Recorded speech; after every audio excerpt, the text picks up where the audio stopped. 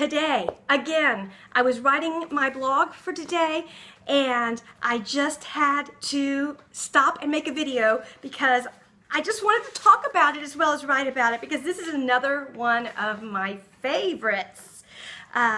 If you do have He Called, this is from that study, the study of all the teachings of Jesus, and it's on day 53, page 286, and the title is Some Things Only Change Through Prayer. And let me give you a little background here. Peter, James, and John and Jesus have left the other disciples for some time, and they went up on the mountain and with Jesus, and that's where Jesus showed them the transfiguration.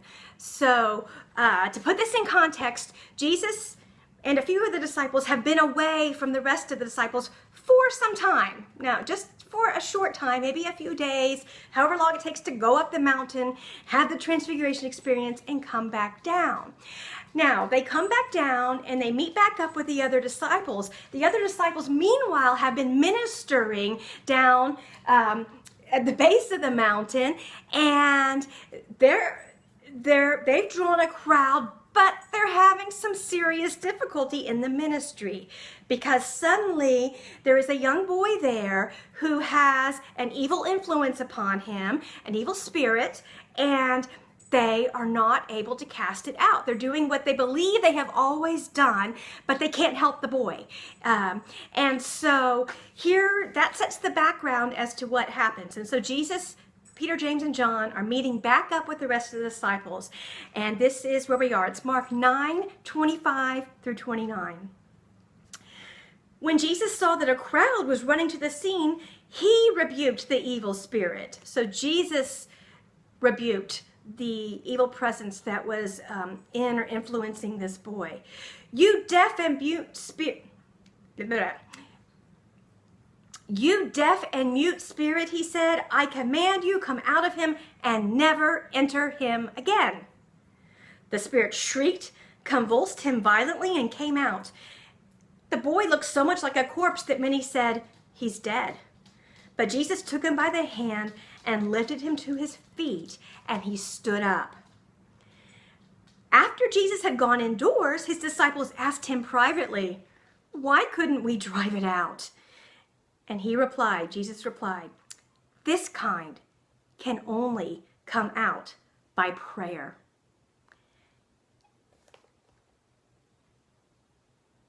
All right, so here we are. Jesus has been away from the disciples for some time, not a long time. I'm assuming just a day or two or a few days at the most. And he comes back and the disciples are suddenly ineffective. And they are not able to minister to this boy, this young boy, by casting out the evil spirit. So what does Jesus say? Jesus then comes down and easily casts it out, and they ask him later, privately, what did we do wrong? Why can't we cast it out? And Jesus said something I think is pretty profound. He said, this one can only come out by prayer. And I just love Jesus because you know what the underlying assumption of that is. It's, y'all weren't praying. You were not praying. You forgot about your source. You started trying to do things in your own ways, in your own power. It started to get too easy for you for a while, so you maybe just going through the motions, but you hadn't prayed about it. You weren't connected to your source, and some things can only be helped through prayer. And boy, did this ever get me thinking.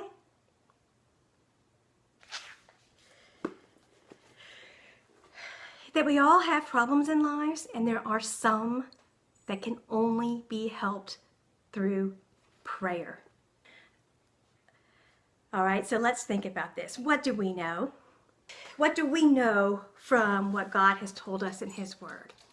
Well, first of all, we know that we are to bring all our cares and problems to God. We know that prayer helps with everything.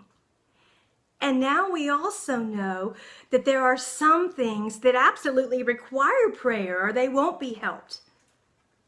So I know we know this on some level. We just know it, and you're like, okay, okay, Sherry, you're not telling us anything we don't know, but let's look at the logic of it.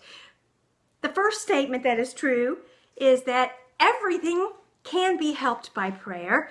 The second statement that is true is some things can only be helped through prayer. So what conclusions can we draw from this? I know it's obvious. The conclusion is pray about everything. It will never hurt, and it will always help. But then we have to look, okay, that is so obvious. Yes, of course. Why don't we do it?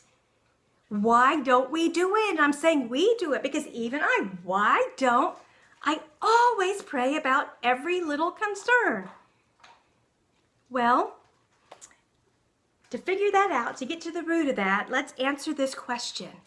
Or let's fill in the blank. Here's one of these fill in the blanks. I love fill in the blanks. You know, when I used to work as a psychologist in the schools, I don't really do that work at this time. I work more in educational diagnostics now. But we had a psychological, it was called a sentence completion test. And it was basically a fill in the blank where you asked the person, you started the sentence and they finished it. You started a sentence and they finished it. So the sentences would be something like, sometimes I feel like, and then they finish it. Sometimes I think my friends don't like me because, and then they finished it.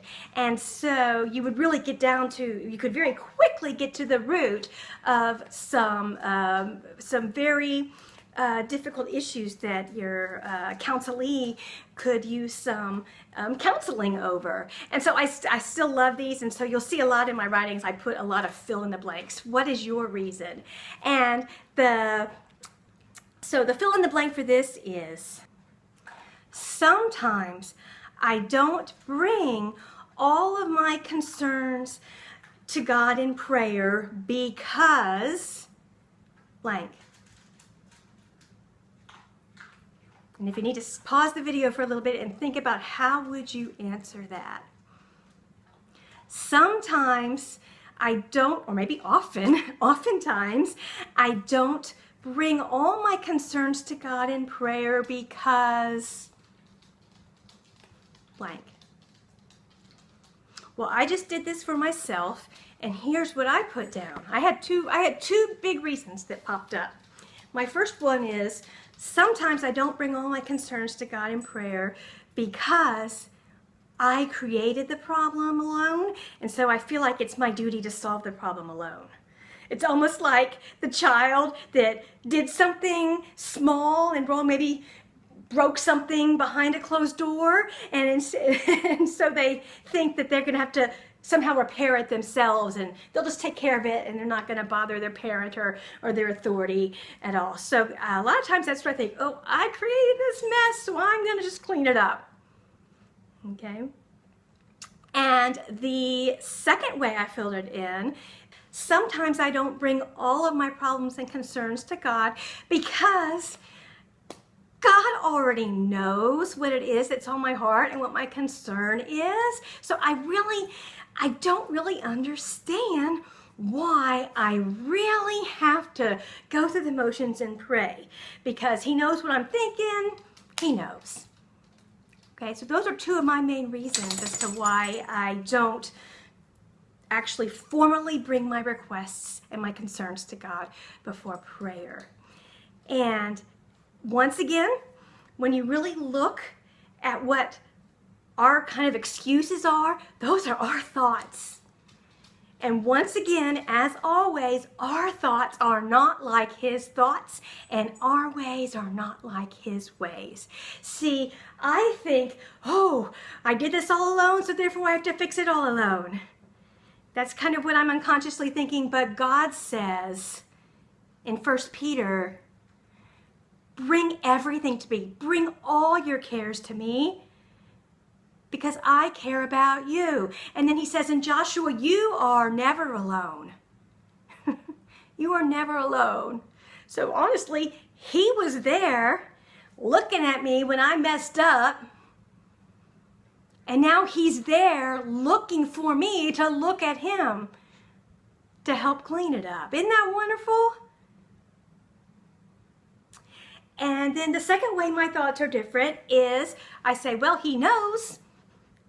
He knows. He's going to take care of it. I don't really have to do the action. I don't really have to go through the motions. But that's not his thoughts. He has instructed us, and we have been taught to bring everything to him in prayer. So our not doing it really demonstrates a lack of trust and a lack of faith and a lack of obedience to him.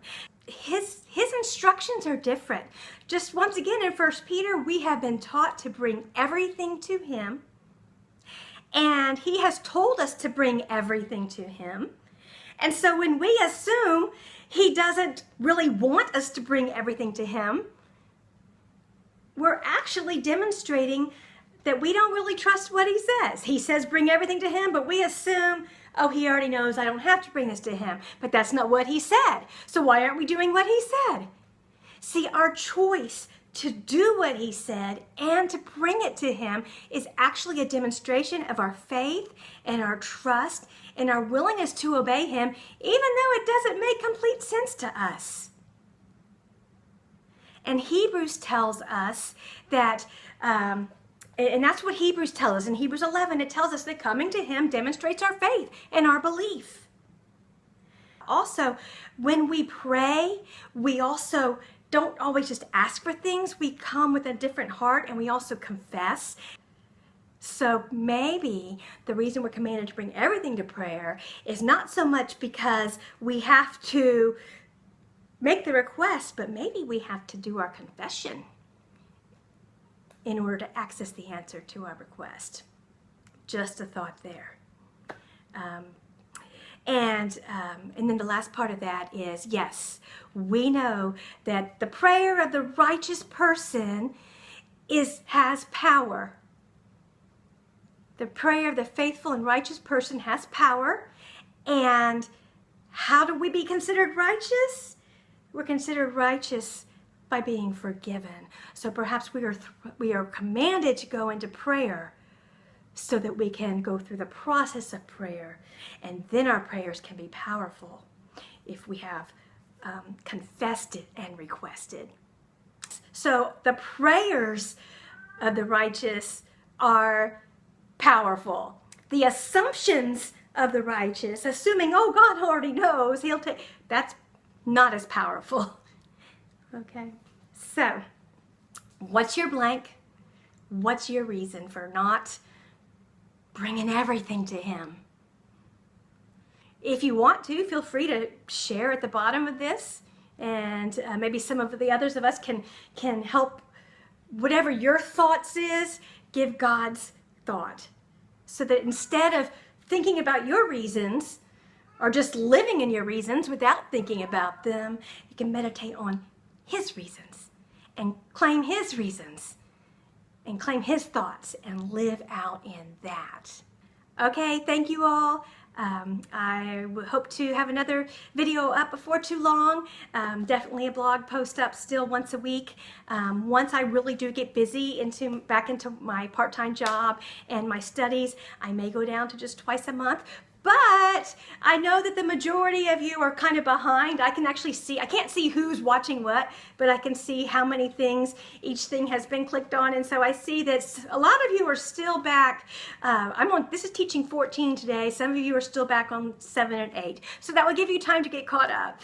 And just thank you so much for meeting with me and just giving me a chance to do what I love, which is to just teach about what Jesus taught about. Thank you so much. Bye-bye.